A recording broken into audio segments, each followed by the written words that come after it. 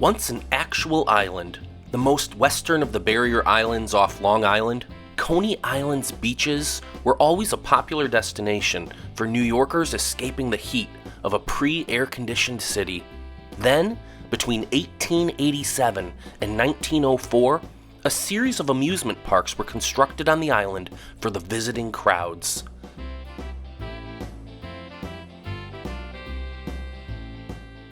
Then, as now, a vast range of entertainment was packed into the parks. Rides, roller coasters, Ferris wheels, sideshows, circuses, carnivals, concerts, and fireworks.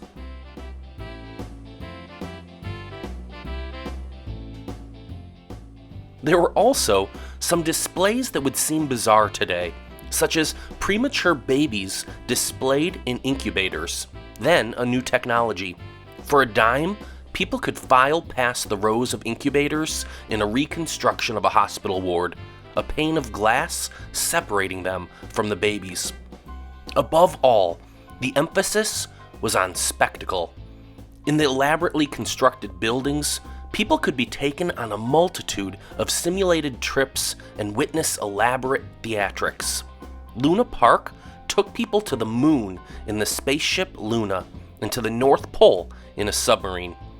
In the Fighting the Flames attraction, which simulated a burning hotel, between 1,000 and 2,000 stuntmen took part as hotel guests and firemen. The War of the Worlds created an attack by the navies of Europe on New York Harbor on a miniature scale.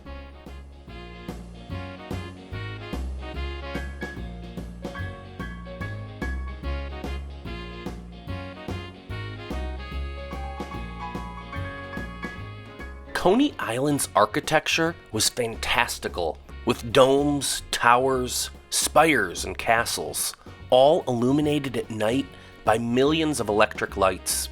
It was also highly flammable. Steeplechase Park was destroyed in 1907, and it was rebuilt. But when Dreamland was completely destroyed by fire in 1911, it did not rise from the ashes. People enjoyed riding and watching people ride the Shoot the Chutes ride at Luna Park.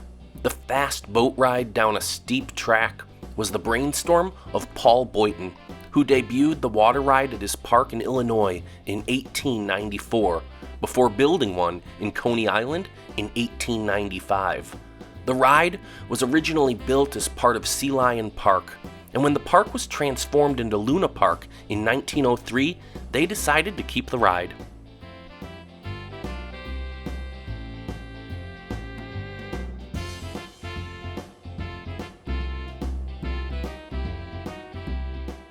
Amusement seekers in the early 20th century found plenty of diversions on Surf Avenue, still the main spot for entertainment in the area. Visitors enjoyed riding the Loop, an early roller coaster, which opened in 1901. The Board of Health was so concerned about the potential danger to life and limb that, according to the Brooklyn Daily Eagle, they temporarily shut down the ride after it opened. If you were looking for a more sedate ride, you may have chosen a calming turn on a miniature electric railway at Luna Park. While a few children could be spotted in the cars, most of the passengers on this early railway were adults that didn't enjoy the rush of more intense rides. A higher view of the action could be achieved with elephant and camel rides throughout the parks. Slightly more elegant entertainment could be found at the Dreamland Ballroom, which opened in 1904. The large, brightly lit space was a popular venue for dancing and music.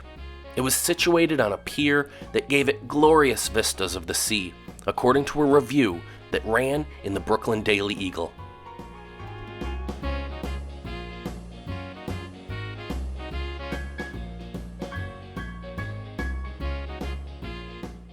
Along with Luna Park and Steeplechase Park, Dreamland was one of the three major amusement parks at Coney Island in the early 20th century. Bostock's Animal Arena promised lions, tigers, and bears. Oh my. There was also a miniature railroad, a theater, and a concession stand selling purified water for 2 cents.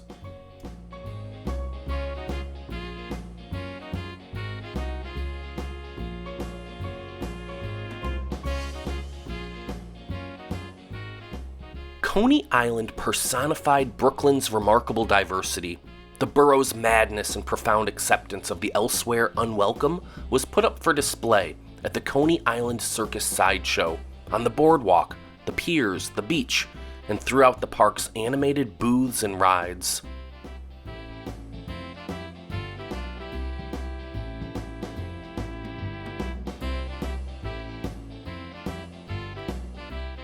The landmarked, nearly century-old Wonder Wheel and Cyclone roller coaster are not for the faint of heart. Their colorful cars creak ominously as they swing and plummet with the vivacity of amusement park rides a fifth their age. Dedicated to the entertainment of New Yorkers, young and old, and visitors, Coney Island lives to relieve urban stress, and there's nowhere else in the tri-state area, well, likely the world, that's quite like it.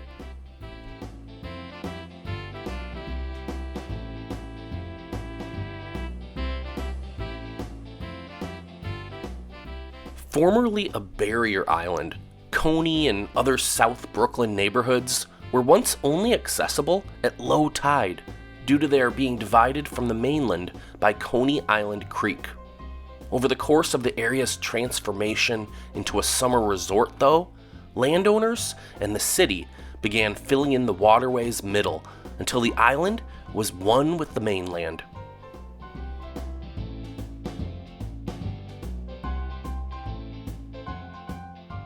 As for where the word Coney comes from, its origins are contested, but the most popular theory cites the Dutch word for rabbit in reference to the former island's large wild rabbit population.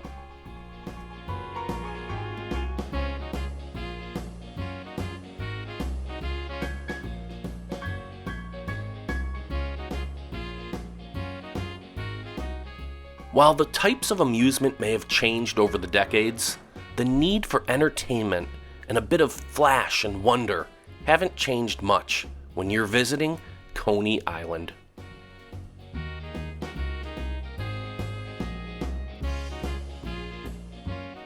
Thanks for watching Memory Mountain. If you enjoyed this video, please click to subscribe to our channel and hit that thumbs up button. Be sure to tap the notification bell so you'll be one of the first to know when we post our next story looking back over the landscape of Americana.